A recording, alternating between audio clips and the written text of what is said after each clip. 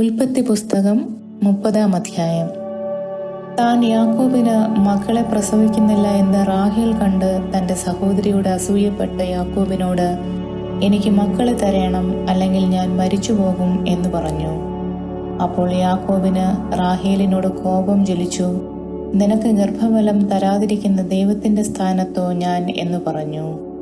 അതിന് അവൾ, എൻ്റെ ദാസി ബിൽഹ ഉണ്ടല്ലോ, അവളുടെ അടുക്കൽ ചെല്ലുക, അവൾ എൻ്റെ മടിയിൽ പ്രസവിക്കട്ടെ, അവളാൽ എനിക്കും മക്കളുണ്ടാകും എന്ന് പറഞ്ഞു. അങ്ങനെ അവൾ തൻ്റെ ദാസി ബിൽഹായെ അവന് ഭാര്യയായി കൊടുത്തു.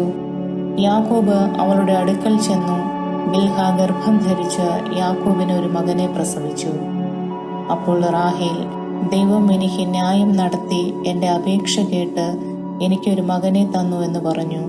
അതുകൊണ്ട് അവന് ദാൻ എന്ന് പേരിട്ടു. റാഹേലിന്റെ ദാസി ബിൽഹ പിന്നെയും ഗർഭം ധരിച്ച് യാക്കോബിന് രണ്ടാമതൊരു മകനെ പ്രസവിച്ചു. ഞാൻ എൻ്റെ സഹോദരിയോട് വലിയൊരു പോർ പൊരുതി ജയിച്ചു മരിക്കുന്നു എന്ന് റാഹേൽ പറഞ്ഞ് അവന് നഫ്താലി എന്ന് പേരിട്ടു. തനിക്ക് പ്രസവം നിന്നുപോയി എന്ന് ലേയ കണ്ടാറെ തൻ്റെ ദാസി സിൽപ്പായെ വിളിച്ച് അവളെ യാക്കോബിന് ഭാര്യയായി കൊടുത്തു. ലേയായുടെ ദാസി സിൽപ്പ യാക്കോബിന് ഒരു മകനെ പ്രസവിച്ചു. അപ്പോൾ ലേയ ഭാഗ്യമെന്ന് പറഞ്ഞ് അവന് ഗാദ് എന്ന് പേരിട്ടു. ലേയായുടെ ദാസി സിൽപ്പ യാക്കോബിന് രണ്ടാമതൊരു മകനെ പ്രസവിച്ചു. ഞാൻ ഭാഗ്യവതി, സ്ത്രീകൾ എന്നെ ഭാഗ്യവതി എന്ന് പറയും എന്ന് ലേയ പറഞ്ഞ് അവന് ആശേർ എന്ന് പേരിട്ടു. കോതമ്പ് കൊയ്ത്തുകാലത്ത് രൂബേൻ പുറപ്പെട്ട് വയലിൽ ദൂദായിപ്പഴം കണ്ട് തൻ്റെ അമ്മയായ ലേയായുടെ അടുക്കൽ കൊണ്ടുവന്നു. റാഹേൽ ലേയായോട്, നിന്റെ മകൻ്റെ ദൂദായിപ്പഴം കുറെ എനിക്ക് തരേണം എന്ന് പറഞ്ഞു. അവൾ അവളോട്, നീ എൻ്റെ ഭർത്താവിനെ എടുത്തത് പോരെയോ, എൻ്റെ മകൻ്റെ ദൂദായിപ്പഴവും കൂടെ വേണമോ എന്ന് പറഞ്ഞതിന് റാഹേൽ, ആകട്ടെ, നിന്റെ മകൻ്റെ ദൂദായിപ്പഴത്തിനു വേണ്ടി ഇന്ന് രാത്രി അവൻ നിന്നോടുകൂടെ ശയിച്ചു കൊള്ളട്ടെ എന്ന് പറഞ്ഞു.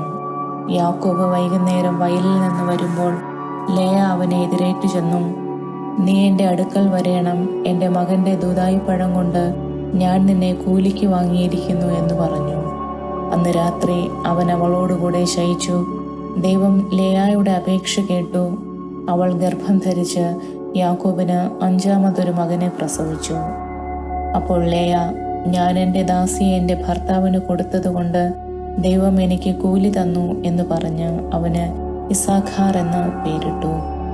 ലേയ പിന്നെയും ഗർഭം ധരിച്ചു. യാക്കോബിന് ആറാമതൊരു മകനെ പ്രസവിച്ചു.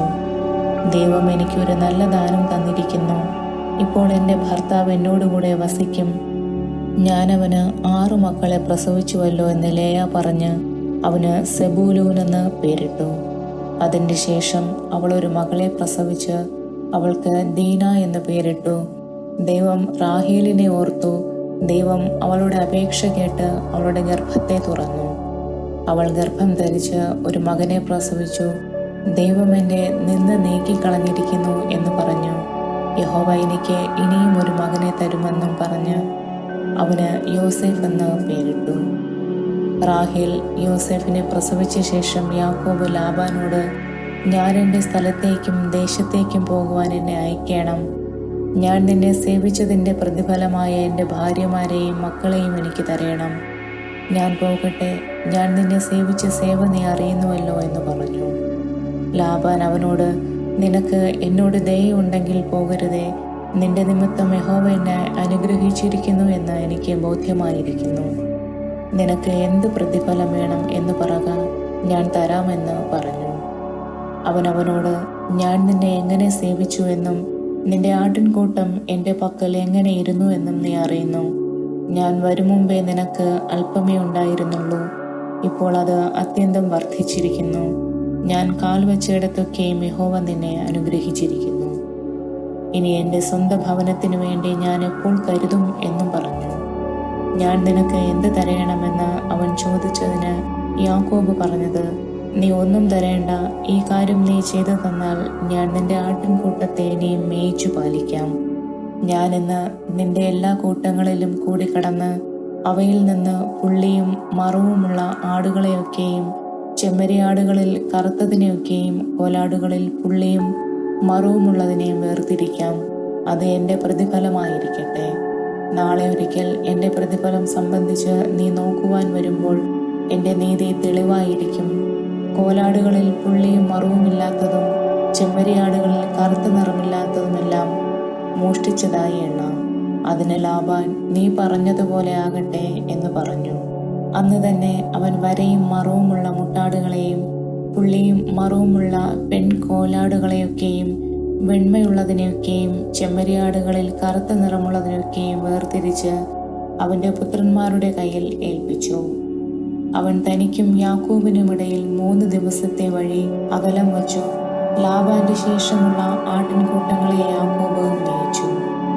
എന്നാൽ യാക്കോബ് പുന്നവൃക്ഷത്തിന്റെയും ബദാം വൃക്ഷത്തിന്റെയും അരിഞ്ഞിൽ വൃക്ഷത്തിന്റെയും പച്ചക്കൊമ്പുകളെ എടുത്ത് അവയിൽ വെള്ള കാണത്തക്കവണ്ണം വെള്ളവരയായി തോലുരിച്ചു. ആടുകൾ കുടിപ്പാൻ വന്നപ്പോൾ അവൻ താൻ തോലുരിച്ച കൊമ്പുകളെ പാത്തികളിലും വെള്ളം പകരുന്ന തൊട്ടികളിലും ആടുകളുടെ മുമ്പിൽ വച്ചു. അവ വെള്ളം കുടിപ്പാൻ വന്നപ്പോൾ ചനയേറ്റു. ആടുകൾ കൊമ്പുകളെ കണ്ടുകൊണ്ട് ചനയേറ്റ് വരയും പുള്ളിയും മറുവുമുള്ള കുട്ടികളെ പെറ്റു. ആ ആട്ടിൻകുട്ടികളെ യാക്കോബ് വേർതിരിച്ച് ആടുകളെ ലാബാന്റെ ആടുകളിൽ വരയും മറുവുമുള്ള എല്ലാറ്റിനും അഭിമുഖമായി നിർത്തി തൻ്റെ സ്വന്തം കൂട്ടങ്ങളെ ലാബാന്റെ ആടുകളോട് ചേർക്കാതെ വേറെയാക്കി. ബലമുള്ള ആടുകൾ ചനയേൽക്കുമ്പോഴൊക്കെയും കൊമ്പുകളെ കണ്ടുകൊണ്ട് ചനയേൽക്കേണ്ടതിന് യാക്കോബ് ആ കൊമ്പുകളെ പാത്തികളിൽ ആടുകളുടെ കണ്ണിന് മുമ്പിൽ വെച്ചു. ബലമില്ലാത്ത ആടുകൾ ചനയേൽക്കുമ്പോൾ അവയെ വച്ചില്ല. അങ്ങനെ ബലമില്ലാത്ത ലാബാനും ബലമുള്ള യാക്കോബിനും ആയിത്തീർന്നു. അവൻ മഹാസമ്പന്നനായി. അവന് വളരെ ആടുകളും ദാസീദാസന്മാരും ഒട്ടകങ്ങളും കഴുതകളും ഉണ്ടാകുകയും ചെയ്തു.